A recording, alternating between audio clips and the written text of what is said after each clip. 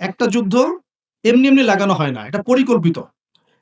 কারণ বিশ্বে এভাবে যদি ম্যাসাকার না করা হয় তাহলে নতুন শক্তি আত্মপ্রকাশ করে না।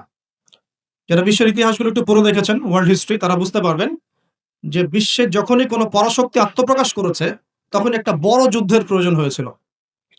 যেমন ১ম বিশ্বযুদ্ধ। ওই সময় সারা বিশ্বে দাপটের সাথে কয়েকটা কান্ট্রি রুল করত। তার নাম জার্মানি, একটা হচ্ছে ব্রিটেন এবং রাশিয়া চেষ্টা করেছে। তাদের পরে যখন অটোম্যানদেরকে পরাজিত করা হয়েছে, তখন নতুন শক্তি হিসেবে আত্মপ্রকাশ করেছে ইউনাইটেড স্টেট। তার আগ পর্যন্ত কিন্তু মানুষ তাকে খুব একটা চিনত না। বিশ্বের পরিবর্তনের জন্যে একটা বড় যুদ্ধের প্রয়োজন হয়। তো সিরিয়ার অবস্থা যখন খারাপ ছিল, আমরা মনে করছিলাম যে হয়তোবা নতুন কোনো রুলিং স্টেট পৃথিবীতে আসবে। তো তখন হয়নি, আলহামদুলিল্লাহ। এখন এই ইস্যুটাকে কেন্দ্র করে মনে হচ্ছে বিশ্বে আরো একটা নতুন চালিকা শক্তি স্টেট আসতে পারে। সেটা কে? আমরা একটু অনুমান করব আজকে। সারা বিশ্বের দিকে তাকিয়ে দেখুন, একসময় যে বিশ্বটাকে আমরা শাসন করেছিলাম, আমরা বলতে মুসলিমরা, ১ দিন ২ দিন নয়, প্রায় ১২০০ বছর। কত বছর? সেই বিশ্বে আজকে আমরা সর্বত্র নির্যাতিত, নিপীড়িত। সারা বিশ্বে রক্ত ঝরছে মূলত মুসলিমদের। যে আল্লাহ না করুক সারা বিশ্বের মধ্যে একটা পারমাণবিক যুদ্ধ হতে পারে। আমরা দোয়া করি এমনটা যেন না হয়। কিন্তু পরিস্থিতি যা দেখা যাচ্ছে, এতে মনে হচ্ছে এত সহজে এত অল্প সময়ে বিশ্বের এই ফাসাদ বন্ধ হবে না। এটাকে দিন, দিন উস্কে দেওয়ার চেষ্টা করা হচ্ছে এবং এই যুদ্ধটাকে দীর্ঘায়িত করার চেষ্টা করা হচ্ছে। কারা করছে? ওই পশ্চিমারাই করছে। যে পশ্চিমারা মুসলিমদের কাছ থেকে ১৯১৪ থেকে ১৮ সালের মধ্যে পুরো বিশ্বের রাজনৈতিক ক্ষমতা কেড়ে নিয়েছে, ওই পশ্চিমারাই করছে। যারা বিশ্বের প্রত্যেকটা মুসলিম কান্ট্রিকে টুকরা, টুকরা করে বিভক্ত করে দিয়েছে, ওরাই করছে। যারা বিশ্বের মুসলিম কান্ট্রিগুলোকে বিভিন্ন তন্ত্র মন্ত্রের বেড়াজালে ফেলেছে, পলিটিক্যাল সেক্টরগুলোকে করাপ্টেড করে ফেলেছে, ইকোনমিক সেকশনগুলোতে সুদ ছড়িয়ে দিয়েছে, যারা এখন সংস্কৃতির মধ্যে আমাদেরকে পশ্চিমা কালচার শেখাচ্ছে এবং অভ্যস্ত করছে, এমনভাবে অভ্যস্ত করেছে যে আমাদের বাথরুমের কমোডগুলো পর্যন্ত সব ইংলিশ। আর যারা এখন মুসলিমদের শিক্ষা ব্যবস্থার মধ্যেও মাথা ঢোকানোর চেষ্টা করছে, তো এরাই তারা যারা এই যুদ্ধটাকে লম্বা করার জন্য ফিকির করছে। এটা বিশ্বের একটা বড় ইস্যু। এই ইস্যুটায় মুসলিমরা যে খুব আরামে আছে এমন নয়, বরং এই একটা ইস্যুতেই সারা বিশ্বে এক্সপোর্ট ইম্পোর্ট কলাপস করছে। বৈদেশিক বাণিজ্য ঝুঁকির মুখে পড়ছে। কোনো, কোনো ক্ষেত্রে ডলারের বিপরীতে বিভিন্ন মুদ্রার মান কমে যাচ্ছে। কোনো, কোনো ক্ষেত্রে গ্যাস এবং তেলের দাম বেড়ে যাচ্ছে। নিত্য প্রয়োজনীয় জিনিসপত্রের দাম বেড়ে যাচ্ছে, কারণ যুদ্ধের কারণে এক্সপোর্ট ইম্পোর্ট কলাপস করছে। এবং যখন এক্সপোর্ট ইম্পোর্টটা কলাপস করে তখন কি হয়? তখন মুদ্রাস্ফীতি হয়। মুদ্রাস্ফীতি মানে টাকা ফুলে যাওয়া নয়। মুদ্রাস্ফীতি মানে হচ্ছে ডলারের বিপরীতে টাকার মান কমে যাওয়া। মনে করেন, কথার কথা বলছি, যদি এমন হয় যে $১ = ৳১০০, আর বৈশ্বিক সংকটের কারণে যদি ডলারের দাম বেড়ে যায়, টাকার মান কমে যায়, তখন দেখা যাবে $১ = ৳১২৫। এমন হতে পারে। এই যে ২৫% বা ২০% যে দামটা বেড়ে গেল, তার মানে আপনি আপনার বেতনের ২০% শ্রমটা হারিয়ে ফেললেন। আপনার বেতন যদি হয় ৳১০০, এখন আপনার বেতন হচ্ছে ৳৮০। অথচ ৳৮০ অর্জনের জন্য আপনাকে ৳১০০ শ্রম দিতে হবে। তো এগুলো কিন্তু একটা ইস্যু সারা বিশ্বে ব্যাপক প্রভাব ফেলে। একটা যুদ্ধ এমনি, এমনি লাগানো হয় না। এটা পরিকল্পিত। কারণ বিশ্বে এভাবে যদি ম্যাসাকার না করা হয় তাহলে নতুন শক্তি আত্মপ্রকাশ করে না। যারা বিশ্বের ইতিহাসগুলো একটু পড়ে দেখেছেন, ওয়ার্ল্ড হিস্ট্রি তারা বুঝতে পারবেন যে বিশ্বে যখনই কোনো পরাশক্তি আত্মপ্রকাশ করেছে, তখন একটা বড় যুদ্ধের প্রয়োজন হয়েছিল। যেমন ১ম বিশ্বযুদ্ধ। ওই সময় সারা বিশ্বে দাপটের সাথে কয়েকটা কান্ট্রি রুল করত। তার নাম জার্মানি, একটা হচ্ছে ব্রিটেন এবং রাশিয়া চেষ্টা করেছে। তাদের পরে যখন অটোম্যানদেরকে পরাজিত করা হয়েছে, তখন নতুন শক্তি হিসেবে আত্মপ্রকাশ করেছে ইউনাইটেড স্টেট। তার আগ পর্যন্ত কিন্তু মানুষ তাকে খুব একটা চিনত না। বিশ্বের পরিবর্তনের জন্যে একটা বড় যুদ্ধের প্রয়োজন হয়। তো সিরিয়ার অবস্থা যখন খারাপ ছিল, আমরা মনে করছিলাম যে হয়তোবা নতুন কোনো রুলিং স্টেট পৃথিবীতে আসবে। তো তখন হয়নি, আলহামদুলিল্লাহ। এখন এই ইস্যুটাকে কেন্দ্র করে মনে হচ্ছে বিশ্বে আরো একটা নতুন চালিকা শক্তি স্টেট আসতে পারে। সেটা কে? আমরা একটু অনুমান করব আজকে। কেন অনুমান করব? কারণ তাদের সাথে মুসলিমদের ভবিষ্যৎ জড়িত আছে। তাদের সাথে মুসলিমদের ভবিষ্যৎ জড়িত আছে। এবার আপনাকে আমি একটা দ্বিতীয় ইস্যুর দিকে নিয়ে আসি। সারা ওয়ার্ল্ডে দ্বিতীয় একটা ইস্যু চলছে এখন। সেটা হলো কোরআন পুড়িয়ে দেওয়া ইস্যু। কি ইস্যু? কারা পুড়িয়ে দিচ্ছে? আমরা মুসলিমরা কি কখনো অন্য কারো ধর্মগ্রন্থ পুড়িয়ে দিয়েছে? আমরা বরং এই কথা বলি যে কোনো মুসলিম ততক্ষণ পর্যন্ত মুসলিম হতে পারবে না যতক্ষণ পর্যন্ত সে ঈসা আলাইহিস সালামকে নবী বলে স্বীকার না করছে। আমাদের চাইতে নবী ঈসা আলাইহিস সালামকে কেউ বেশি সম্মান করে? আমরা বলছি কেউ মুমিনই হতে পারবে না, মুসলিম হতে পারবে না যদি সে ঈসা আলাইহিস সালামকে আল্লাহর নবী বলে স্বীকার না করে। এখন তার অনুসারী দাবিদাররা তাহলে কেন কোরআন পুড়িয়ে দিচ্ছে? উত্তর, কোরআনুল কারীম তাদের বিকৃত ধর্মচর্চা এবং সারা বিশ্বব্যাপী তাদের জুলুম নির্যাতনের বিরুদ্ধে কথা বলছে বলেই তারা কোরআনের বিরুদ্ধে ক্ষোভ ছাড়ছে এখন। যেমন তাদের মধ্যে জেনাটা হালাল, যে যার সাথে ইচ্ছা জেনা করতে পারে, আর আল্লাহ পাক কোরআনে বলছেন জেনার ধার কাছেও যেও না। তাদের কাছে সুদটা হালাল, সুদটা ওদের কাছে বৈধ এবং সুদ দিয়ে তারা চলে, অন্য রক্ত চুষে খায়। সুদের ফলাফলটা অনেকটা ঢাকা শহরের মতো। কিসের মতো? একটা অংশ দেখবেন দিন দিন রিচ হচ্ছে, দিন দিন রিচ থেকে রিচার হচ্ছে একটা অংশ, আর একটা অংশ দিন দিন প্রভার্টি এবং ডেস্টিটিউশনের মধ্যে যাচ্ছে। প্রত্যেকটা বড় বড় শহরের এই চিত্র। সুদের মধ্য দিয়ে সারা বিশ্বের একটা অংশের মানুষ দিন দিন ধনী হয়েছে। সবার ক্ষতি হয়নি, কিন্তু ধনীরা আরো ধনী হয়েছে, আর গরিবরা দিন দিন তাদের অর্থ সম্পদের মান হারিয়েছে, তাদের অধিকার হারিয়েছে, তাদের জীবনযাত্রার মান কমে গেছে, প্রভার্টি এবং ডেস্টিটিউশনের মধ্যে চলে গেছে দরিদ্ররা।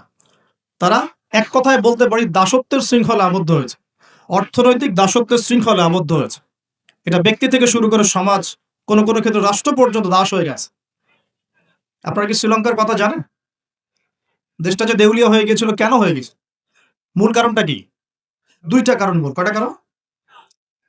অনেকে তিনটা চারটা কারণ বলেন। অর্থনীতিবিদ যারা আছেন, আমাদের দেশের বড় বড় অর্থনীতিবিদ যারা আছেন, তারা 4টা থেকে 5টা কারণ বলেন। আমি স্টাডি করেছি, কিন্তু আমরা ইসলামিক সেন্সে দেখি দুটো কারণ। কয়টা কারণ?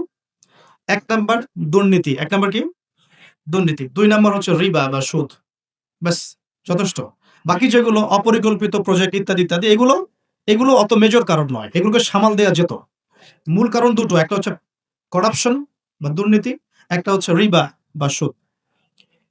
আপনারা কি জানেন এই উপমহাদেশের মধ্যে আরো একটা কান্ট্রি ঠিক শ্রীলঙ্কার মতো পরিণতি বরণ করতে যাচ্ছে? নো, বাংলাদেশ না, এক্স্যাক্টলি পাকিস্তান। অথচ তারা এই তো আমাদের মহান মুক্তিযুদ্ধে কত নির্মম ভাবে আমাদের ভাইদেরকে হত্যা করেছিল না? হত্যা করেছিল না? এটা কি ন্যায় ছিল না অন্যায় ছিল? আচ্ছা, কি উদ্দেশ্য ছিল ওদের? ওরা চাইতো আমাদেরকে শাসন করতে। আমরা দাসত্বের শৃঙ্খলে থাকবো, ওরা আমাদেরকে শাসন করবে। আজকে দেখেন মাত্র 30 থেকে 40-50 বছরের ব্যবধানে আল্লাহ পাকের কি ফয়সালা! আমরা কারো ক্ষতিতে কিন্তু খুশি হই না। আল্লাহ পাকের ফয়সালা দেখুন, এমন একটা জায়গায় চলে গেছে যে হয়তো তাদের কাছে ওষুধের কাঁচামাল আছে 2 দিনের। কয় দিনের? গতকালকে রিপোর্ট। ওষুধ তৈরির যে কাঁচামাল প্রয়োজন হয়, যেগুলো বাইরে থেকে মানুষ ইম্পোর্ট করে, যেগুলো শিপ থেকে নামানো হয়, এগুলো নামানোর মতো ডলার তাদের কাছে নাই যে ডলার দিয়ে সেগুলো নামাবে। 2 দিনের মেডিসিন আছে ওদের কাছে। আপনারা জানেন না, আমাদের টাকার হিসেবে যদি $1 সমান সমান 80 বা 100 টাকা হয়, অলরেডি তাদের কাছে $1 সমান সমান প্রায় 375 রুপে পাকিস্তানি রুপি, এবং তাদের মুদ্রাস্ফীতি অনেক বেশি। সুদের কারণে, পশ্চিমাদেরকে বন্ধুরূপে গ্রহণ করার কারণে, কোনো কোনো ক্ষেত্রে মুসলিমদের সাথে গাদ্দারি করার কারণে, কোনো কোনো ক্ষেত্রে করাপশনের কারণে এবং ডমিনেশন, জনগণের উপর ডমিনেশনের কারণে আজকে আস্তে আস্তে আস্তে আস্তে ওদের অবস্থা এমন একটা জায়গায় চলে গেছে। আল্লাহ না করুক, আমরা তো কারোর জন্য বদদোয়া করবো না, আল্লাহ না করুক, দেখা যাবে হয়তো 1 মাস রমজান মাসের মধ্যে দেখবেন দেউলিয়া হয়ে বসে আছে। এমন হতে পারে। কেন হচ্ছে বিষয়গুলো? কারণ রিবা। মূল কারণটা কি? রিবা এবং দুর্নীতি। মূল কারণটা কি? দুর্নীতি এবং রিবা। আরেকটা কথা বলি, দুর্নীতিতে কিন্তু আমরাও কম না। অন্তত আমাকে এদিকে কিন্তু আমরাও কম না। একটা সময় ছিল যখন আমরা 1 নাম্বার ছিলাম, মনে আছে? এটা ছিল 2005 সালের কথা। কত সাল? 2005-7, এখন কত? 2023। এখন আমাদের অবস্থা মাশাআল্লাহ আগের চেয়ে কিছুটা ভালো হয়েছে। এখন আমরা এই যে কারেন্ট অ্যাফেয়ার্স যারা তোমরা পড়াশোনা করো, বিসিএস কোচিং করছেন, আপনারা জানবেন। এখন আমরা কত নাম্বার? 13 নাম্বার। কত নাম্বার? 13 নাম্বার। কিছুটা তো উন্নতি হয়েছে। 1 নাম্বার কে জানেন দুর্নীতিতে কোন কান্ট্রি? সুদান, দক্ষিণ সুদান। কোন কান্ট্রি? দক্ষিণ সুদান কি মুসলিম কান্ট্রি না অমুসলিম কান্ট্রি? মুসলিমরা টপে কেন? দুর্নীতির সাথে মুসলিমদের কোনো সম্পর্ক থাকার কথা কি? তাহলে আমরা টপে কেন? 1 নম্বরে কেন? দক্ষিণ সুদান 1 নম্বরে কেন? ওরা কি মুসলিম না? তাহলে শুধু লা ইলাহা ইল্লাল্লাহ মুখে বললেই মুসলিম হওয়া যায় না, যতক্ষণ পর্যন্ত না মানুষ কোরআন এবং সুন্নাহকে আমল করে দেখাচ্ছে। আপনারা কি জানেন সবচেয়ে কম দুর্নীতিপূর্ণ কান্ট্রি কোনটা? জানেন? ডেনমার্ক। হ্যাঁ, গুড। কে বলেছে? ডেনমার্ক। তার সাথে আরো একটা কান্ট্রি আছে, তার নাম হচ্ছে নিউজিল্যান্ড। কোন কান্ট্রি? এই দুটো কান্ট্রির কোনটাই কি মুসলিম কান্ট্রি? তারা কি লা ইলাহা ইল্লাল্লাহ বিশ্বাস করে? তাদের সংবিধানে কোরআন আছে, তাদের আমলের মধ্যে রাসূলের সুন্নত আছে, তারপরেও তারা দুর্নীতি মুক্ত হলো কিভাবে? তার মানে ওই শিক্ষাটুকু তারা ঠিকই কোরআন সুন্নাহ মোতাবেক আমল করেছে, শুধু মুখে লা ইলাহা ইল্লাল্লাহ হয়তো পড়ে না। তাহলে আমি এতটুকু বোঝাতে চাচ্ছি তারা কেন কোরআনকে বিরোধিতা করছে, কেন কোরআনকে পুড়িয়ে দেওয়ার চেষ্টা করছে? কারণ কোরআন এইসব অন্যায়ের বিরুদ্ধে কথা বলছে। এক, কোরআন সমকামিতার বিরুদ্ধে কথা বলছে। কোরআন সমকামিতার বিরুদ্ধে কথা বলছে, আর তাদের কাছে সমকামিতা হচ্ছে বাক স্বাধীনতা। একটা ছেলে চাইলে একটা ছেলেকে বিয়ে করতে পারে, একটা মেয়ে চাইলে একটা মেয়েকে বিয়ে করতে পারে। বলে নাউজুবিল্লাহ। আসলে বিয়ে তো ওখানে প্রয়োজন নাই, ওখানে প্রয়োজন সেক্সের। কিসের প্রয়োজন? সেক্সুয়াল সম্পর্ক। বিয়ের কোনো প্রয়োজন নাই। তো তারা ওখানে অবাধ এভাবে বিকৃত যৌন চর্চা করে, যেটা কোরআন সরাসরি হারাম করেছে। বরং কোরআন বলছে এমন পাপের কারণে কওমে লূতকে যে শাস্তি দেয়া হয়েছে, এই শাস্তি মহাবিশ্বে কাউকে দেয়া হয়। বলে নাউজুবিল্লাহ। কওমে লূতের নাম তো শুনেছেন? লূত আলাইহিস সালামের কওম। এই কওমটাকে যখন আল্লাহ পাক ধ্বংস করেন, তখন মাটিটাকে উপরে উঠিয়েছিলেন, জমিনটাকে উপরে উঠিয়েছেন। উঠিয়ে আকাশ থেকে পাথর বর্ষণ করেছে। বর্ষণ করার পরে আল্লাহ পাক উল্টা দিকে জমিনটাকে ধসিয়ে দিয়েছেন। এভাবে আল্লাহ রাব্বুল আলামিন কোন কওমকে এর আগে ধ্বংস করেন। আর কোন কওমকে আল্লাহ পাক সবচেয়ে বড় শাস্তি দিয়েছেন? বলেন? কওমে লূত। তো এই কওমে লূতের যে এই আপনার শাস্তি, এই শাস্তিটা কি তারা পাওয়ার যোগ্যতা অর্জন করেছে কি করে নাই? করেছে না করে নাই? এজন্যই হয়তোবা শেষ জামানায় একটা হাদিস এসেছে যে 10টা বড় বড় আলামত আছে শেষ জামানার। তার মধ্যে একটা হচ্ছে বিশাল একটা ভূমিকম্প হবে, একটা পৃথিবীর পূর্ব দিকে, একটা হচ্ছে পশ্চিম দিকে, আরেকটা হচ্ছে পৃথিবীর মাঝখানে। আল্লাহ রাব্বুল আলামিন হয়তো ওই শাস্তি আবার পুনরাবৃত্তি ঘটাবে। ওরা কেন কোরআনকে পুড়িয়ে দেয়? কারণ কোরআন এই সমকামিতার বিরুদ্ধে কথা বলছে, কোরআন এই সুদের বিরুদ্ধে কথা বলছে, কোরআন জেনার বিরুদ্ধে কথা বলছে, কোরআন এসব করাপশনের এগেইনস্টে কথা বলছে। এবং কোরআন বলছে যাররা পরিমাণ জুলুম যদি কেউ কারো উপর করে, তারও শাস্তি তাকে ভোগ করতে হবে। একজন মানুষ বা একটা জাতি যদি অন্য কোনো জাতির উপর সামান্য জুলুমও করে, সেই শাস্তি আল্লাহ পাক তাকে ভোগ করাবেন কি করাবেন না? এবং সারা বিশ্বের দিকে তাকিয়ে দেখেন যে সারা বিশ্বের প্রত্যেকটা সেক্টরে তাদের জুলুম চলছে কি চলছে না? চলছে কি না? এই কারণেই তারা কোরআনের বিরুদ্ধে এত ক্ষোভ। তো এই বিষয়টা কি সারা বিশ্বে এখন হাইলাইটেড ইস্যু না? সারা বিশ্বে এই বিষয়টা নিয়ে খুব কথাবার্তা হচ্ছে না? এটাকে আমরা বলি ব্লাসফেমি, অর্থাৎ ধর্ম এবং ধর্মগ্রন্থকে অবমাননা করা। কিন্তু চিন্তা করবেন না, আল্লাহ রাব্বুল আলামিন নিজে এই কোরআন হেফাজতের দায়িত্ব নিয়েছেন। আল্লাহ পাক সূরা হিজরে বলেছেন, ইন্না নাহনু নাযালনা যিকরা ওয়া ইন্না লাহু লাহাফিজুন। নিশ্চয়ই আমি এই কোরআন নাজিল করেছি, এই কোরআন হেফাজত করার দায়িত্ব কার? আল্লাহ। এখানে আমি আপনাকে আরেকটা পয়েন্ট দেখিয়ে সামনের দিকে যাও। এবার ওই দিক থেকে চেহারাটাকে আমাদের দিকে ফিরিয়ে নিয়ে আসুন। মুসলিমদের দিকে তাকান। মুসলিমদের মধ্যে কত পার্সেন্ট মানুষ এখন 5 ওয়াক্ত নামাজ পড়ে? কত পার্সেন্ট মানুষ বিশুদ্ধ করে কোরআন তেলাওয়াত করতে জানে? মুসলিম পরিবারগুলোর মধ্যে কত পার্সেন্ট পরিবারে ইসলামিক পর্দা চালু আছে? মুসলিমদের মধ্যে কত পার্সেন্ট মানুষ হালাল খাওয়ার চেষ্টা করে, হারাম থেকে বেঁচে থাকার চেষ্টা করে? মুসলিমদের মধ্যে কত পার্সেন্ট যুবক এখন জেনা থেকে বেঁচে থাকতে পেরেছো? মুসলিমদের মধ্যে কত পার্সেন্ট যুবক 5 ওয়াক্ত নামাজ পড়, ইসলামের বেসিক জ্ঞানগুলো জানো, কোরআন তেলাওয়াত করা, হাদিস পড়তে শেখা, হাদিসের চর্চা করা, কোরআনের তাফসীর পড়া, অনুবাদ পড়া? মুসলিমরা এই বেসিক কাজগুলো কত পার্সেন্ট মানুষ করছে? এদিকে আমাদেরকে বেশি ফোকাস করতে হবে। একটা অমুসলিম সমাজ কোরআনের উপর আক্রমণ করছে, পুড়িয়ে ফেলছে, এটা বেশি কষ্টদায়ক নাকি একটা মুসলিম পরিবারে জন্মগ্রহণ করেও এই বিগত 30-40 বছরে কোরআন পড়তে না শেখাটা বেশি লজ্জা। কোনটা? এবার বলেন। একটু চেহারাটা আমাদের দিকে ফেরান, এবার আয়নার সামনে দাঁড়াই। অমুসলিম, সে কোরআন সম্পর্কে কিচ্ছু জানে না এবং কোরআন তাদের চলমান জাহিলিয়াতের বিরুদ্ধে কথা বলছে, রাগে কোরআন পুড়িয়ে দিয়েছে। বুঝলাম কাজটা খুবই খারাপ, জঘন্য কাজ এবং নিন্দনীয়, ব্লাসফেমি। এটা সারা বিশ্বে একটা মানবতা বিরোধী অপরাধ। এই কাজটা অপরাধ কিনা? আচ্ছা, এখন মুসলিমদের দিকে তাকিয়ে দেখুন। আমি এখন মুসলিম পরিবারে জন্ম নিয়েছি, 20-30-40 বছর আমি কাটিয়ে দিলাম মুসলিম পরিবারে।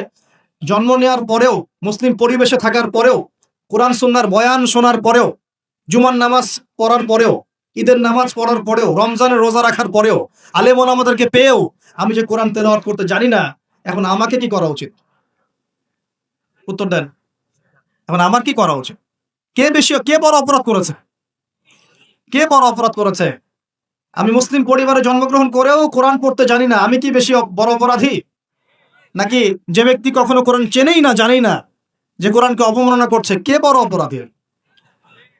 কোরআন যে পুড়িয়ে দিয়েছে, জানেন? আল্লাহ নবী সাল্লাল্লাহু আলাইহি ওয়াসাল্লাম কিয়ামতের দিনে ওই ব্যক্তির বিরুদ্ধে বদদোয়া করবেন না। জি না, করবেন না। আল্লাহ রাব্বুল আলামিন সূরা ফুরকানের মধ্যে বলেছেন যে আল্লাহর রাসূল সাল্লাল্লাহু আলাইহি ওয়াসাল্লাম আমার উম্মত, মানে আমাদের উম্মতে মুহাম্মাদের বিরুদ্ধে আল্লাহর কাছে অভিযোগ পেশ করবেন। কার বিরুদ্ধে? এই যে উম্মতে মুহাম্মাদের বিরুদ্ধে আমাদের নবী মুহাম্মদ সাল্লাল্লাহু আলাইহি ওয়াসাল্লাম একটা অভিযোগ পেশ করবেন। আল্লাহ পাক তাকে বলবেন, হে মুহাম্মদ সাল্লাল্লাহু আলাইহি ওয়াসাল্লাম, তোমার উম্মতের কি হয়েছিল, কেন বিভ্রান্ত হলো? নবী সাল্লাল্লাহু আলাইহি ওয়াসাল্লাম তখন বলবেন যে ইন্না কওমি ইত্তাখাযু হাযাল কুরআনা মাহজুরা। পড়ে দেখেন সূরা ফুরকানে আমাদের নবীজি বলবেন, হে আল্লাহ, আমার উম্মত এই কোরআনকে, যা তুমি আমার প্রতি নাযিল করেছো, এই কোরআনকে অবজ্ঞা করে পরিত্যাগ করেছিল, এই কারণে তারা আজকে পথভ্রষ্ট হয়েছে। এবং নবী সাল্লাল্লাহু আলাইহি ওয়াসাল্লাম আল্লাহর কাছে আক্ষেপ করবেন, অভিযোগ পেশ করবেন যে আমার উম্মতকে আমি কোরআন দিয়ে এসেছিলাম, কিন্তু তারা সেই কোরআন চর্চা করে নাই, পড়ে নাই, কোরআনের হক আদায় করে নাই, এই কারণে তারা আজকে পথভ্রষ্ট হয়েছে। তাহলে আমাদের নবীজি আমাদের বিরুদ্ধে আল্লাহর কাছে ক্ষোভ ছাড়বেন না? তো প্রথম যে শিক্ষাটা আজকে নেওয়া উচিত সেটা হলো, বিশ্বে যা যা ঘটছে এই সব বিষয়গুলোর সাথে আমাদের শেষ জামানা সম্পৃক্ত এবং প্রত্যেকটা বিষয়ের গভীরে যাওয়ার জ্ঞান আমাদের অর্জন করা উচিত এবং দৃষ্টিভঙ্গি প্রশস্ত করা উচিত। খিদর আলাইহিস সালামের মতো অন্তর্দৃষ্টি অর্জন করা উচিত। পাশাপাশি কোরআন কেন্দ্রিক জীবনটা গড়া উচিত। আমরা কি নিয়াত করতে পারি যে আগামী রমজান আসার আগেই আমরা সবাই পবিত্র কোরআন তেলাওয়াত করা শিখব ইনশাআল্লাহ? কোরআন পুড়িয়ে দেওয়ার ইস্যুটা হোক আমাদের কোরআন শিক্ষার প্রেরণা। কোরআন পুড়িয়ে দেওয়ার ইস্যুটা হোক কোরআন শেখার প্রেরণা, যে আমি মুসলিম পরিবারে জন্ম নিয়েছি, আমি কেন কোরআন শিখব না? আসুন কোরআন শিখি, কোরআন বুঝি এবং কোরআন দিয়ে আমরা জীবন গড়ি। আল্লাহ পাক তৌফিক এনায়েত করুন। এই যুব সমাজের হাতে এই দেশ এবং উম্মার ভবিষ্যৎ নির্ভর করছে। এই যুবকদের হাতেই এই জাতি এবং এই দেশ এবং এই উম্মার ভবিষ্যৎ নির্ভর করছে। অথচ তোমরা কি করছো? অথচ তোমরা বেনামাজি পড়ে আছো। অথচ তোমরা যাকাত দিচ্ছ না, রমজান রোজা রাখছো না, তোমরা ওযু গোসলের মাসআলা বলতে পারছো না, তোমরা ঈমান আকীদা ঠিক করছো না, নবীর 40 হাদিস মুখস্থ করছো না, কোরআন পড়া শিখছো না। যুবকদের হাতে এই দেশ এবং জাতির ভবিষ্যৎ। সেই যুবকরা পড়ে আছে এখন মাদকের নেশায়। এই যুবকদের একটা বড় অংশ মেয়েদের পিছনে তার জীবন নষ্ট করে দিচ্ছে।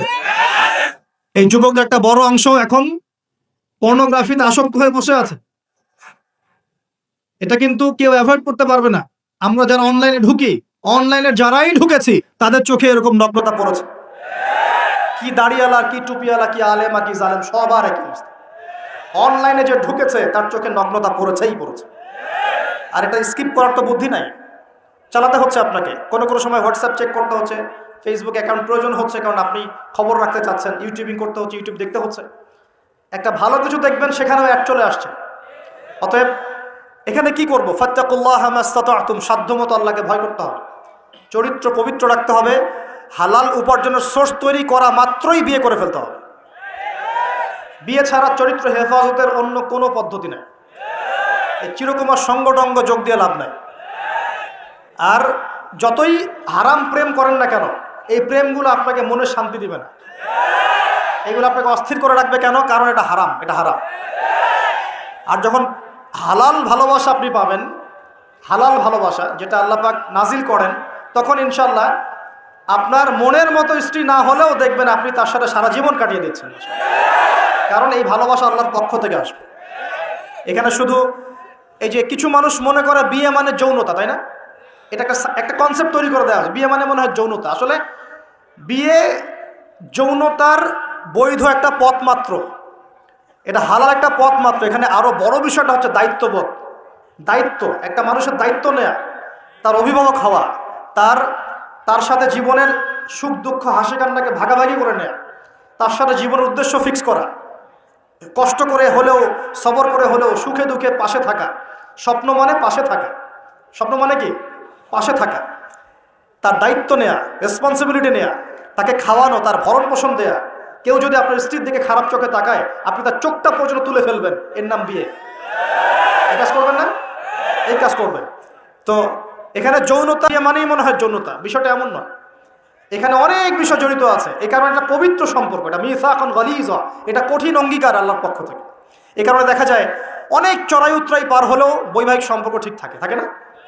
কিন্তু যত দিন যাচ্ছে কি হচ্ছে, এই ভাঙনগুলো বাড়ছে। কেন বাড়ছে? বিকজ বিয়ের আগে প্রেম, বিয়ের আগে অমুকের সাথে প্রেম, অমুক জেনা, পর্নোগ্রাফিতে আসক্ত, পরকিয়া, ওই সিরিয়ালস, পশ্চিমা সংস্কৃতি, হ্যাঁ, বস্তুবাদিতায়, সব মিলিয়ে বিয়েগুলো ভেঙে ভেঙে যাচ্ছে। এখন পরিবারগুলো নষ্ট হয়ে যাচ্ছে না? যদি একজন স্ত্রী আপনার মনের মতো আল্লাহ পাক দিয়ে দেন এবং আপনার এই স্ত্রীকে নিয়ে থাকার মতো, খাওয়ার মতো বাসস্থান, অন্ন বস্ত্রের সংস্থান আছে, সচ্ছল আপনি মোটামুটি, এবং আপনি তাকে ভালোবাসেন আপনার মনের মতো, আপনি তাকে নিয়ে সারা দুনিয়ার জীবনটা কাটিয়ে দেন, অন্য কোনো দিকে দেখতে যাবেন। কিছু বিষয় কোরআন সুন্নাহ আছে ঠিকই, কিন্তু বাস্তবায়ন খুব কঠিন। ফ্যান্টাসিতে ভুগলে হবে না, ফ্যান্টাসিতে ভুগবেন না, এগুলো কঠিন। আর এখন যে অবস্থা পড়েছে, একজন স্ত্রীকে সন্তুষ্ট করাই তো কঠিন, আর মানুষ 4 জনকে সন্তুষ্ট করতে যাচ্ছে। এত সহজ না সবকিছু। এটা নিয়ে আমি আলাদা লেকচার দিব ইনশাআল্লাহ। আপনাদের কিছু বিষয় জানতে হবে, জানার দরকার আছে। আর ব্যালেন্স করা এত সহজ নয়, ব্যালেন্স করা এত সহজ নয়। সর্বোচ্চ চেষ্টা করার পরেও দেখবেন, সর্বোচ্চ চেষ্টা করার পরেও দেখা যাবে দিন শেষে আপনি অপরাধী হয়ে বসে আছেন। আর আমি একটা লেকচারে বলেছি না, পুরুষ মানুষ বোকা। পুরুষ মানুষ কেন বোকা? কারণ সে সবাইকে খুশি করতে চায়। সে চায় মা সুখে থাক, বোন সুখে থাক, স্ত্রী সুখে থাক, যদি আরও স্ত্রী থাকে ও সুখে থাক, সন্তানরা সুখে থাক, সবাই ভালো থাক। এবং তাদের ভালোর জন্য তারা কত কষ্ট করে, দিন রাত ডিউটি করে, অফিসে যায় আসে, জ্যাম ফেস করে, মানসিক প্রেশার নেয়, শারীরিক প্রেশার নেয়, নেয় না?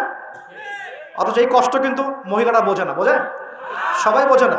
আছে অনেক ভালো স্ত্রী আছে, কিন্তু সবাই কিন্তু বোঝে না। মনে করে যে পুরুষ মানুষ মনে হয় ভোগবাদী, খালি মেয়েদেরকে ভোগ করতে চায়।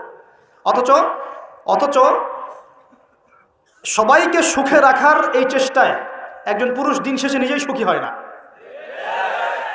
বহু পুরুষ শেষ বয়সে গিয়ে একাকিত্বে ভোগে, একা হয়ে যায়। এই জন্য বলছি ফ্যান্টাসি বাদ দেন। ফ্যান্টাসি বাদ দিয়ে হালাল রিজিক হয়েছে, একটা নেককার পরহেজগার মেয়ে দেখে বিয়ে করে ফেলেন, ব্যাস তাকে নিয়ে দুনিয়ার ছোট্ট জীবনটা কাটিয়ে দেন। আর জান্নাতে তো হুর করে অপেক্ষা করছে ইনশাআল্লাহ। কি মনে করেন অপেক্ষা করছে না? এই লেকচার বাসায় গেলে কি হবে আমার অবস্থা আমি জানি না, কিন্তু বলছি আছে তো সবচেয়ে শেষে যারা জান্নাতে যাবে, একদম লাস্টে, তাদের প্রত্যেককে আল্লাহ পাক কমপক্ষে 2 জন করে হুর দিবেন। আর যারা আল্লাহ রাব্বুল আলামিনের রাস্তায় শহীদ হয়ে গেছে, এখনো যাচ্ছে বা হয়েছে বা হবে, তারা কি 72 জন, কতজন? 72 জন হুর আল্লাহ রাব্বুল আলামিন দিবেন। বাস ইস্যু তৈরি করে দিলাম, এখন নাস্তিকরা লেগে পড়বে, এতগুলো মেয়ে কেন, কি, ইত্যাদি ইত্যাদি। এসব বিষয়ের দিকে আমাদের দেখার দরকার নেই। আল্লাহ পাক আমাকে আপনাকে দিলে ওর কি কোনো সমস্যা? প্রিয় ভাইয়েরা, যুবকদের কথাই বলছিলাম, এখন এই যুবকদের হাতে দেশের ভবিষ্যৎ, উম্মার ভবিষ্যৎ। কিন্তু বাস্তবতা হচ্ছে আমরা বেশিরভাগ পর্নোগ্রাফিতে আসক্ত হয়ে গেছি, হারাম সম্পর্কে আসক্ত, হারাম রিজিকে আসক্ত, মাদকে আসক্ত। এখান থেকে বেরিয়ে আসতে হবে। বেরিয়ে আসার পদ্ধতি কি? এই যে আমার হাতে যে কিতাব দেখছেন, আল কোরআন, এই কোরআন আপনার সমস্ত হতাশা দূর করে দিবে ইনশাআল্লাহ। এই কোরআন আপনার সমস্ত কষ্ট দূর করে দিবে ইনশাআল্লাহ। মানুষ বেকারত্বের সমস্যায় ভোগে, পারিবারিক চাপে পড়ে, হ্যাঁ, বন্ধু বান্ধবদের পাল্লায় পড়ে, বা গার্লফ্রেন্ড চলে গেছে ছেড়ে, এইসব কারণে মাদকের কাছে যায় শান্তি পাওয়ার জন্য। কোরআনের কাছে আসো, শান্তি পাবে ইনশাআল্লাহ। 5 ওয়াক্ত নামাজে আসো, শান্তি পাবে ইনশাআল্লাহ। আমরা যুবক ভাইদেরকে রিকোয়েস্ট করবো, এই যে সামনে রমজান, এই রমজানে আল্লাহর ওয়াস্তে কোরআনটা পড়া শিখে ফেলো। এবং যারা পড়তে জানেন, কোরআন এবার এই মাসে খতম হবে ইনশাআল্লাহ। প্রত্যেক দিন কমপক্ষে 1 পারা করে, প্রত্যেক দিন 1 পারা পারা যাবে ইনশাআল্লাহ। মাত্র 1 ঘন্টা সময় লাগবে 1 পারা পড়তে, 1 পারা পড়তে 1 ঘন্টা লাগবে। আর যারা হাফেজ আছি, ইনশাআল্লাহ আমরা এই রমজান মাসে 30 পারা কোরআনের অর্থ পড়ে শেষ করে দেবো ইনশাআল্লাহ। নিজেও নিয়াত করছি, আপনারা নিয়াত করেন। এই পুরো রমজানে আলিফ লাম মিম থেকে শুরু করে মিনাল জিন্নাতি ওয়ান নাস পর্যন্ত একবার হলেও অর্থ সহ পড়ে শেষ করবো ইনশাআল্লাহ। পারা যাবে ইনশাআল্লাহ। আমরা দোয়া করি আল্লাহ পাক আমাদের সবাইকে রমজানে পৌঁছে দিন এবং আমাদেরকে রমজানে বরকত দান করুন। পুরো বিশ্বের প্রেক্ষাপটটা বুঝবেন, বিশ্বের কোন যুদ্ধ বিগ্রহ চলছে এবং সারা বিশ্বে পশ্চিমাদের দ্বারা নির্যাতন থেকে বের হতে হলে আমাদের শক্তি বৃদ্ধি করতে হবে। কি করতে হবে? শক্তি বৃদ্ধি করতে হবে। কিছু কথা খোলামেলা বলতে হবে এখন, কারণ খোলামেলা কথা বলারই সময় এখন। এখন এখন না বললে অনেক দেরি হয়ে যাবে। মুসলিমদেরকে জাতিগতভাবে এখন ঐক্যবদ্ধ হতে হবে। আপোষে এই হিংসা বিদ্বেষ মারামারি কাটাকাটি বন্ধ কর। আমরা সবাই মুসলিম, সবাই একটা জাতি। আমাদের মধ্যে ইখতিলাফ থাকতে পারে, কিন্তু আমরা মত পার্থক্য থাকলেও মতবিরোধে যাব না ইনশাআল্লাহ। আমরা যদি কোনো মুসলিম ভাই আমাকে গালিও দেয়, যদি কোনো মুসলিম ভাই আপনাকে আমাকে গালিও দেয়, আমাদের সাথে শত্রুতাও করে, তারপরেও আল্লাহর দুশমনদের সাথে মোকাবেলা করার জন্য আমরা একসাথে লড়বো ইনশাআল্লাহ। মুসলিমদের মধ্যে ঐক্য আনতে হবে। ঐক্য আনতে না পারি, বিভক্তি বাড়াবো না। ঐক্য আনতে পারছি না, বিভক্তি কমসে কম বাড়াবো না। এটা খেয়াল রাখতে হবে। এরপরে আমাদের মুসলিমদের প্রথম দরকার জ্ঞানের বিপ্লব। কিসের বিপ্লব? কোরআনের জ্ঞান, হাদিসের জ্ঞান, এই যে ইসলামের জ্ঞান, দ্বীনের জ্ঞান এবং দুনিয়াবি জ্ঞান, এই সমস্ত রকম জ্ঞানকে একত্রিত করে এমন শিক্ষা গ্রহণ করতে হবে যে ইনশাআল্লাহ আগামী দিনে যেন আমরা আগামী 10 থেকে 20 বছর পর এই কোরআন সুন্নাহর জ্ঞানকে দিয়ে বিশ্বকে চ্যালেঞ্জ করতে পারি। এমন প্রজন্ম তৈরি করতে হবে। আল্লাহ পাক তৌফিক দান করুন। এখন আমাদের সবাইকে আদর্শ পরিবার করতে হবে। নিজের পরিবারের মধ্যে কর্তা আমি আমার পরিবারে পর্দা কায়েম করব, কারো কিছু বলার আছে? আমি আমার পরিবারে নামাজ প্রতিষ্ঠা করব, কারো কিছু বলার আছে? আমি আমার পরিবারের মধ্যে দ্বীনের ইলম তালিম চালু করব, কারো কিছু বলার আছে? নিজের পরিবারের কর্তা আমরাই। অতএব পরিবারটা কমসে কম ইসলামিক করে গড়ে তোলেন। আল্লাহ পাক তৌফিক দান করুন। 4 নাম্বার, আমাদের সন্তান যারা আছে তাদের সবাইকে ইসলামিক শিক্ষা দেওয়ার চেষ্টা করতে হবে। যদি ইসলামিক শিক্ষা দিতে এই সমাজ ব্যর্থ হয়, তাহলে নতুন শিক্ষা প্রতিষ্ঠান গড়ে তুলে হলেও শিক্ষা দিতে হবে ইনশাআল্লাহ। আল্লাহ পাক তৌফিক দান করুন। আমাদের প্রত্যেক পরিবারের মা বোনদেরকে খাস পর্দায় রাখতে হবে এবং যুবক ভাইদের জন্য বিয়েটাকে সহজ করতে হবে এবং রিজিকের ব্যবস্থা বৃদ্ধি করতে হবে। আর সবাই একটা কি থটস নিয়ে চলেন, খালি চাকরি আর চাকরি, চাকরি আর চাকরি। রিজিকের একটা বড় অংশ আল্লাহ পাক রেখেছেন ব্যবসার মধ্যে। রিজিকের একটা বিশাল অংশ আল্লাহ রেখেছেন কোথায়? ব্যবসায়। উদ্যোক্তা হন, কৃষিভিত্তিক অর্থনীতি থেকে ফোকাস করেন। কৃষিভিত্তিক অর্থনীতি, আপনি প্রতিভা ঘটান, ইনোভেটিভ কিছু করেন, নতুনত্ব নিয়ে আসেন, আল্লাহর জমিনকে কাজে লাগান। একটা আয়াত বলি, সূরা আরাফের মধ্যে আল্লাহ বলেছেন, আল্লাহ পাক বলছেন, যদি এই জনপদের অধিবাসীরা আল্লাহর প্রতি ইমানদার হতো, আল্লাহ পাক আসমান এবং জমিনের বরকতের সব দরজা খুলে দিতেন। এই জমিনে বরকত আছে, জমিন নিয়ে কাজ করেন, কৃষিভিত্তিক কাজ করেন, ব্যবসা করেন। শুধু একটা জিনিস মাথায় ঢুকিয়ে দেওয়া হয়েছে, ডক্টর ইঞ্জিনিয়ার, ডক্টর ইঞ্জিনিয়ার। কেন এগুলো? কেন সবাই সবকিছু হবে না? হালাল রিজিক সার্চ করতে হবে। আল্লাহ সবাইকে তৌফিক এনায়েত করুন বলি আমি। এরপর আমাদের করণীয় হচ্ছে আমাদের প্রত্যেককেই সৎ কাজে আদেশ করতে হবে, অসৎ কাজে নিষেধ করতে হবে। শুধুমাত্র দায়ী আলেম তারাই এই দাওয়াতি কাজ করবেন এমন নয়, সবাইকে দ্বীনের দাওয়াতি কাজের জিম্মেদারি গ্রহণ করতে হবে। দাওয়ার সাথে যারা সম্পৃক্ত আছে তাদের সাথে পরামর্শ করবেন, চলবেন ফিরবেন। তা'মুরুনা বিল মা'রুফ, তোমরা সৎ কাজে আদেশ করবে। ওয়া তানহাউনা আনিল মুনকার, অসৎ কাজে নিষেধ করবে। ওয়া তু'মিনুনা বিল্লাহ, এবং আল্লাহর প্রতি ঈমান রাখবে। তবেই কুনতুম খায়রা উম্মাহ, তোমরা শ্রেষ্ঠ জাতি হতে পারবে। আল্লাহ পাক তৌফিক দান করুন। আরেকটা বিষয় বলি, সেটা হলো আল্লাহ পাক আমাদের সবাইকে কিছু প্রতিভা দিয়েছেন। এই প্রতিভাগুলোকে, যার প্রতিভাকেই, লেখার প্রতিভা, বলার প্রতিভা, চিন্তা করার প্রতিভা, সংগঠিত করার প্রতিভা, আপনার অর্থনৈতিক সামর্থ্য, রাজনৈতিক ক্ষমতা, যা আল্লাহ পাক যাকে দিয়েছেন, এই বিষয়গুলোকে ইসলামের কল্যাণে ব্যয় করতে হবে। আল্লাহ পাক তৌফিক দান করুন। এবং আরো করতে হবে, অমুসলিম ভাই বোন যারা আছে আমাদের দেশে এবং সমাজে, তাদের কারো সাথে কোনো রকম দ্বন্দ্ব সংঘাতে যাবেন, বরং তাদেরকে ইসলামের সৌন্দর্য তুলে ধরবেন তাদের সামনে এবং তাদেরকে ইসলামের দাওয়াত দিবেন। দাওয়াত দিয়ে তাদেরকে ইসলামের দিকে দীক্ষিত করার চেষ্টা করবেন।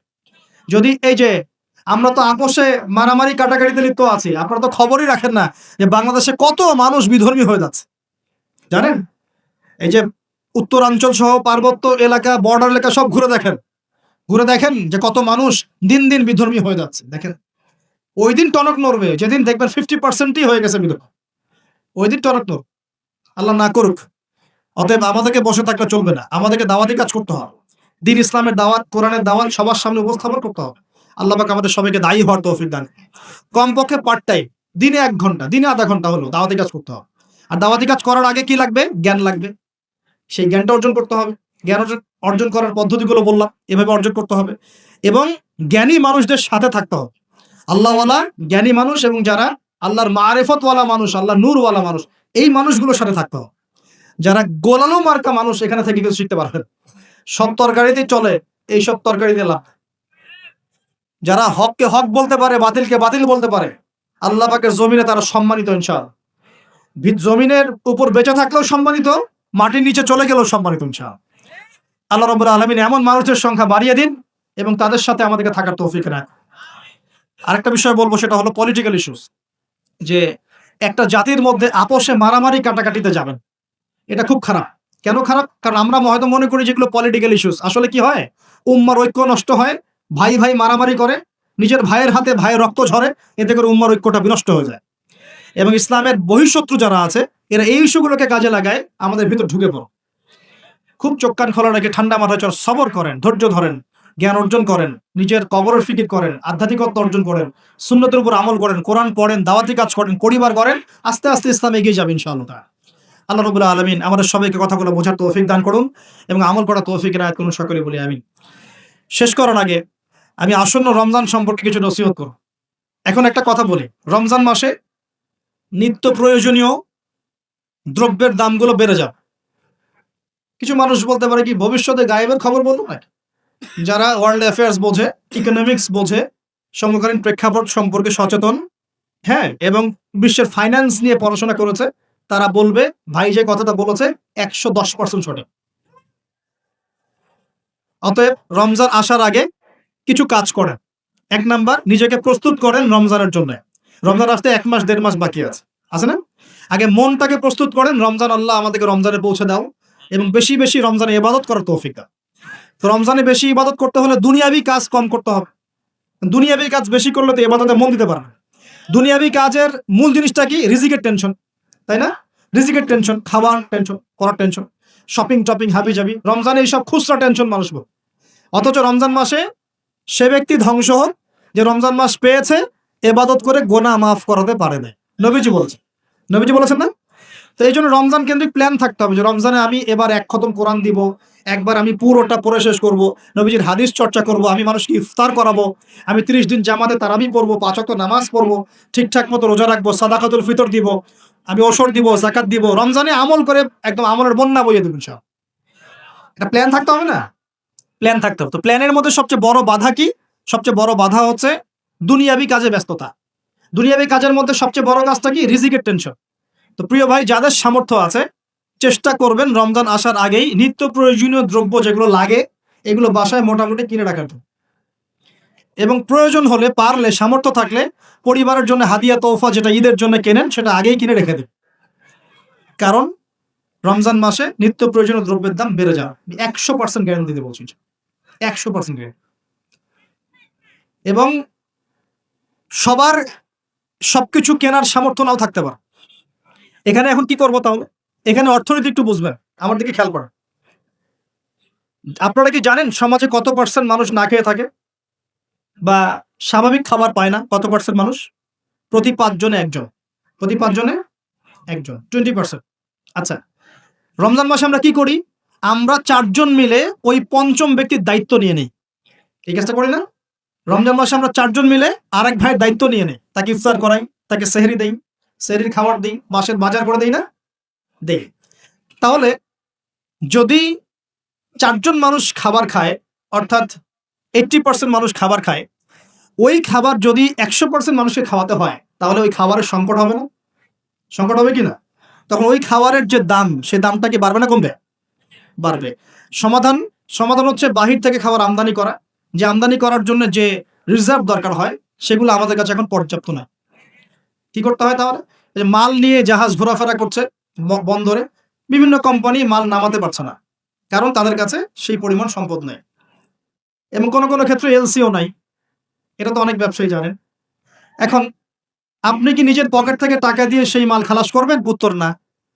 তাহলে কি করবেন? ওই পণ্যের উপর দাম বাড়িয়ে জনগণকে খাওয়াবেন, জনগণের টাকা থেকে সেই মালটা শোধ করা হয়, রেটটা শোধ করা হয়, সর্বাধিক থেকে দাম বেড়ে যাবে। আর যদি আমরা এই সংকটটা কাটানোর জন্য বাইরের কোনো কান্ট্রি থেকে লোন নেই, তাহলে কি হবে? যেমন ফর এক্সাম্পল IMF বা এই টাইপের কিছু, তখন ওরা চড়া সুদ দিবে। কি দিবে? চড়া সুদ। সুদ ছাড়া কি ঋণ দিবে? সুদ ছাড়া ঋণ দিবে না। তো ওই সুদটা শোধ করতে হবে না? ওই সুদটা শোধ করতে গেলেও এখান থেকেই টাকা পয়সা যায়। তো সব মিলিয়ে এই অবস্থায় রমজান মাসে প্রকট হয়। সো যাদের সামর্থ্য আছে তারা নিজেদের জন্য এবং অন্যের জন্য কিছু খাবার কিনে দেওয়ার চেষ্টা করে। পারা যাবে ইনশাল্লাহ। এবং রমজান মাসে আমরা নিজেরা শুধু খাবো না, আমাদের প্রতিবেশী খাচ্ছে কিনা দেখবো।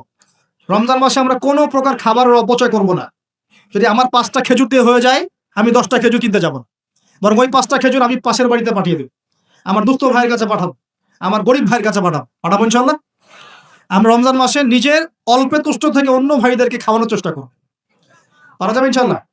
সমাধান, রমজান মাসে দ্বিতীয় সমাধান, আমাদের জাকাত আছে, অনেক জাকাত। এই জাকাতের টাকাগুলো যদি আমরা একত্রিত করতে পারি, তাহলে একটা বড় অংশের মানুষের সমস্ত অর্থনৈতিক সমস্যার সমাধান হয়ে যাবে। রমজান মাসে যারা জাকাত ফরজ হয়েছে রমজানের জাকাত দিয়ে দেবেন ইনশাআল্লাহ। পারা যাবে ইনশাআল্লাহ।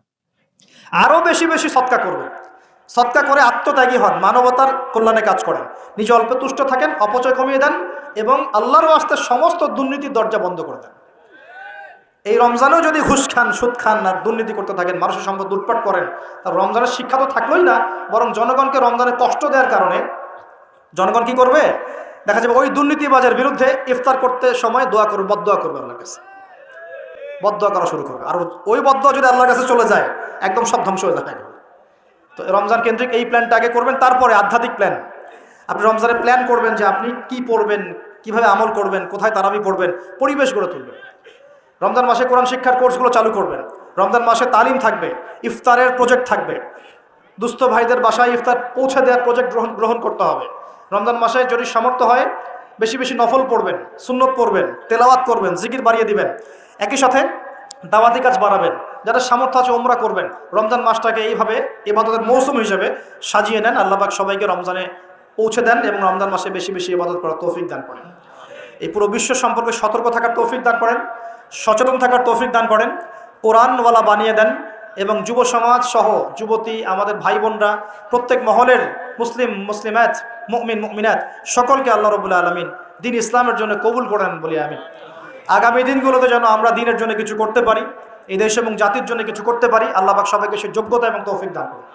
আল্লাহ রাব্বুল আলামিন ভিতর এবং বাহিরের সমস্ত শত্রু থেকে আল্লাহ আমাদেরকে হেফাজত করুন। আল্লাহ সুবহানাহু ওয়া তাআলা আমাদেরকে ইসলামের প্রকাশ্য সমস্ত ফিতনা থেকে, চলমান সমস্ত ফিতনা থেকে আল্লাহ পাক বাঁচিয়ে রাখুন বলি আমি। আমরা দোয়া করি যুবক ভাইদের জন্য, আল্লাহ যুব সমাজকে দিনের পথে হেদায়েত করেন। যাবতীয় রকম অন্যায়, অশ্লীলতা, ফাহেসা কাজ, জেনা, ব্যভিচার, মাদক থেকে আল্লাহ পাক তাদেরকে বাঁচিয়ে রাখেন।